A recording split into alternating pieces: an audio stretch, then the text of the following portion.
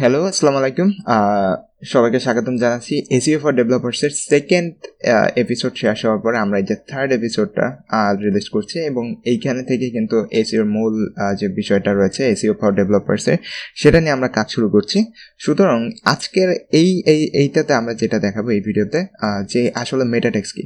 So এইখানে দেখতে পাচ্ছেন যে আমাদের একটা নর্মাল ওয়েবসাইট। সো এটা হচ্ছে partgiro.com। সো এটা মূলত আমি এবং আমার এক ফ্রেন্ড মিলে তৈরি করেছিলাম এবং স্টিল ইটস অ্যাকচুয়ালি গ্রোয়িং একটা ওয়েবসাইট। অ্যান্ড আপনারা দেখতে পাচ্ছেন যে এইখানে এই মুহূর্তে এই ওয়েবসাইটটা রয়েছে।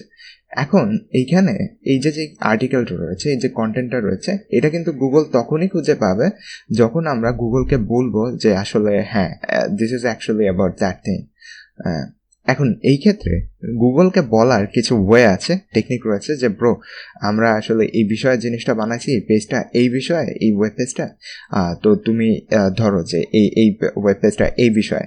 So in this case actually আমাদের বেশ কিছু জিনিস রয়েছে যেগুলো আমরা ইউজ করতে পারি to notify Google or some other search engine that এই ওয়েব পেজটা এই বিষয়ে। তো আমরা যদি ভিউ পেজ সোর্সে চলে যাই, দেখতে পাবেন যে ওয়েবসাইটের যে কোডগুলো রয়েছে তার মধ্যে প্রথমে HTML রয়েছে, তারপরে HTML-কে ডিফাইন করার জন্য অনেক বিষয় রয়েছে এখানে যেগুলো আমাদের প্রয়োজনে এবং একজন ডেভেলপার এক একভাবে কাজ করে থাকেন। এনিওয়ে, সো স্টাইল ট্যাগ রয়েছে। যাই হোক, তারপরে আমরা যেটা দেখতে পাচ্ছি সেটা হচ্ছিল মেটা ট্যাগ। সো মেটা ট্যাগ আসলে কি? আজকের ভিডিওর মূল বিষয়টাই হচ্ছে মেটা ট্যাগ নিয়ে, অর্থাৎ কোন কোন মেটা ট্যাগ রয়েছে যেগুলো ইম্পর্টেন্ট।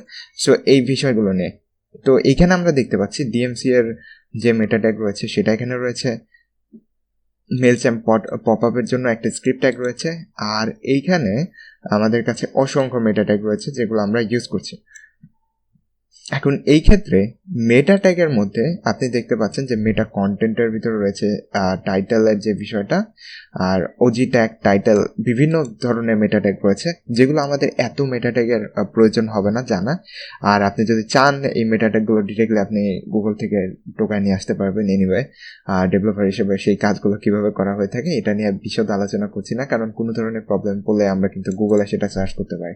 এনিওয়ে, সো মেটা ট্যাগের ভিতরে আমরা দেখতে পাচ্ছি এইখানে কিন্তু অনেক বিষয় নিয়ে রয়েছে, যেমন কন্টেন্টের ভিতরে কি রয়েছে, আপনি যে টুইটারের জন্য রয়েছে টুইটারের যে অজি ট্যাগ রয়েছে সেটার জন্য। অর্থাৎ অজি ট্যাগ হলো কি, আপনি যখন কোনো কিছু টুইটার বা ফেসবুকে শেয়ার করতেছেন সেটার জন্য একটা টাইটেল, তারপর হচ্ছে আপনার যা ডেসক্রিপশন, তারপর হচ্ছে আপনার যেই মূল যেই পিকচারটা রয়েছে, থাম্বনেল পিকচার, এইগুলো দেওয়ার জন্য মূলত অজি ট্যাগ ইউজ করা হয়ে থাকে।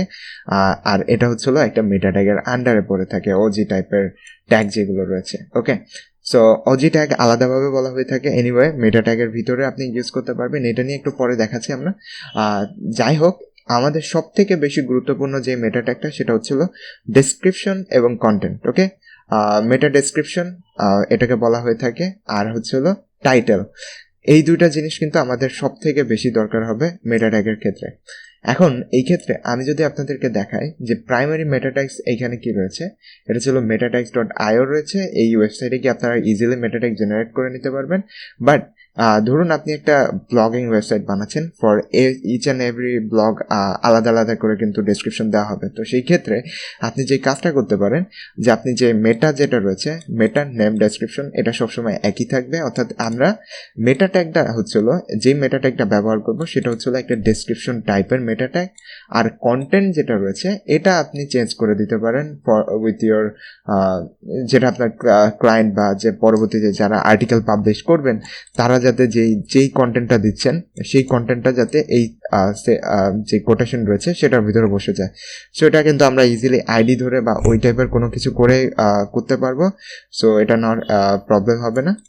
আর টাইটেল যেটা রয়েছে, টাইটেল আমরা প্রত্যেকটা পেজের জন্য আলাদা করে জেনারেট করতে পারি with the same way. Okay, so একটা যে কোনো একটা ভেরিয়েবল ধরে সেটাকে চেঞ্জ করে দিলে সেটা কিন্তু হয়ে গেল যে টাইটেলের ভিতরে যেটা থাকবে টাইটেল ট্যাগের ভিতরে সেটা অলরেডি চেঞ্জ হয়ে যাবে for every other pages. Okay, so এই ক্ষেত্রে মেটা নেম, টাইটেল, তারপর হচ্ছে টাইটেলের কন্টেন্ট, এইটা কিন্তু দেওয়া হচ্ছে। সো এই হচ্ছে একটা মেটা ট্যাগ। টাইটেল, তারপর হচ্ছে মেটা ট্যাগ টাইটেল। এনিওয়ে এই টাইটেলের ক্ষেত্রেও কিন্তু এই একই মেটা ট্যাগ ইউজ করা হয়। তারপরে আমাদের কাছে যেটা রয়েছে সেটা হচ্ছে ডেসক্রিপশন মেটা ট্যাগ, আর তারপরে ওপেন গ্রাফ যেটা রয়েছে ফেসবুকের জন্য, সেটা কিন্তু এখানে দেখতে পাচ্ছেন যে meta priority OG type content website. এটা সবসময় একই রকমের রাখবেন, কারণ ওয়েবসাইটে এনিওয়ে। সো এটা আপনি ফেসবুকের ওপেন গ্রাফের যে ডকুমেন্টেশন আছে সেটা দেখে নিতে পারবেন।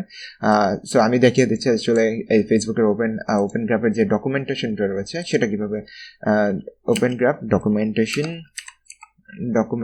অ্যান্ড আপনি এইখানে ইজিলি পেয়ে যাবেন document web sharing and ডকুমেন্টেশনস। Okay, so এইখানে কিন্তু আপনাদের ওজি ট্যাগ সম্পর্কে অনেক বিশদভাবে আলোচনা করা হয়েছে।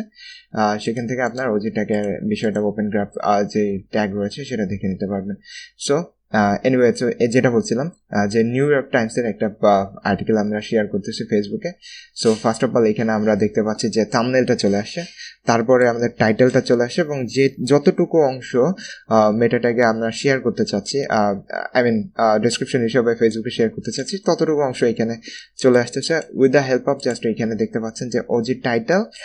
টাইটেলের ক্ষেত্রে টাইটেলটা যাবে, ডেসক্রিপশনের ক্ষেত্রে যেখানে দেওয়া হয়েছে with meta tags you can edit, এই অংশটা কিন্তু চলে যাবে এই যে আমরা যখন ফেসবুকে শেয়ার করি এই অংশে। আর তারপরে ওয়েবসাইট এবং এই বিষয়গুলো ইমেজ যেটা রয়েছে সেটা থাম্বনেল হিসেবে চলে যাবে, তারপর ডেসক্রিপশন এগুলো কিন্তু ধরে নিতেছে। ঠিক একইভাবে টুইটারের ক্ষেত্রেও কিন্তু ওপেন গ্রাফ ইউজ করা হয়ে থাকে, যেটাকে টুইটার অজি গ্রাফ বলা হয়ে থাকে, ওপেন গ্রাফ বলা হয়ে থাকে। সো টুইটারের ক্ষেত্রেও কিন্তু আমরা ওজি ট্যাগ ইউজ করতে পারবো। সো এনিওয়ে, টুইটার এবং ফেসবুকের দুই আলাদা আলাদা রয়েছে। ইভেন আপনি যদি আরও বেশ কিছু ওয়েবসাইট রয়েছে যেগুলোর জন্য যে এই ওপেন গ্রাফের যে সিস্টেমটা রয়েছে বা শেয়ারিংয়ের জন্য যে সিস্টেমটা রয়েছে এটা কিন্তু আলাদা হয়ে যায়। সো এটাকে জাস্ট কপি করে আপনারা জাস্ট হেডে বসা দেবেন, এবং আপনারা যদি একজন ভালো মানের ডেভেলপার হয়ে থাকেন অবভিয়াসলি এটা ইউজার থেকে নেওয়ার চেষ্টা করবেন যখন যারা ইউজার আপনার ওয়েবসাইটে ইউজ করবে। সো ডেসক্রিপশন যেটা আছে এটা তো ইজিলি এভাবেই থাকবে, বাট কন্টেন্টটা ডেসক্রিপশনের কন্টেন্ট যাতে একজন ইউজার নিজে সেট করে দিতে পারে সেই জিনিসটা রাখবেন। সো এইখানে আপনি দেখতে পাচ্ছেন আপনি টাইটেল ট্যাগ এবং ডেসক্রিপশন এই দুইটা জিনিস কিন্তু এসইওর ক্ষেত্রে অনেক বেশি গুরুত্ব বহন করে।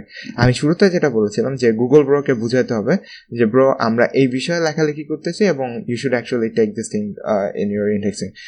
ওকে, সো এই বিষয়টা বোঝানোর জন্য কিন্তু মেটা ট্যাগস অনেক গুরুত্বপূর্ণ একটা ভূমিকা পালন করে।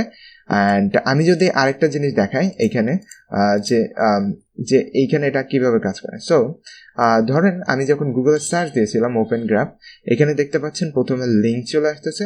সো যেটা আপনার লিঙ্ক স্ট্রাকচার থেকে ইজিলি গুগল নিয়ে নেবে, বাট এখানে যদিও এটা নিয়ে আমরা পরবর্তীতে আলোচনা করবো আসলে লিঙ্কের স্ট্রাকচারটা কেমন হলে বেস্ট হয় এসইওর জন্য। সো এটা নিয়ে আমরা পরবর্তী ভিডিওগুলোতে আলোচনা করবো কোনো একটা ভিডিওতে।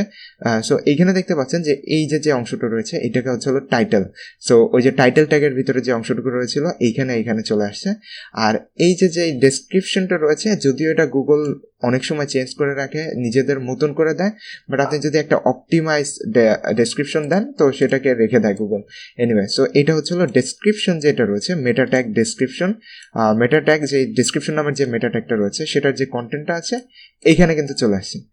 ওকে, সো আর এই যে অংশগুলো রয়েছে এইগুলোকে বলা হয়ে থাকে আপনার গুগলের নিজস্ব কিছু টাইপের সার্চের জন্য বুঝতে পারে গুগল যে ওকে এই যে জিনিসগুলো রয়েছে পিপল অলসো সার্চ ফর, এইগুলো আমাদেরকে মাথায় রাখতে হবে না, বিকজ এটা হচ্ছে গুগলের কাজ, গুগল নিজে করে।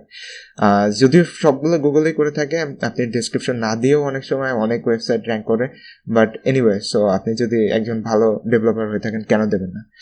এই ক্ষেত্রে অবভিয়াসলি আমরা আজকে যেটা জানলাম সেটা হচ্ছিল ডেসক্রিপশন, মেটা ডেসক্রিপশন এবং টাইটেল ট্যাগ, এই দুটার গুরুত্ব এবং এই দুটো কীভাবে ইউজ করতে হয় এবং ওপেন গ্রাফের গুরুত্ব।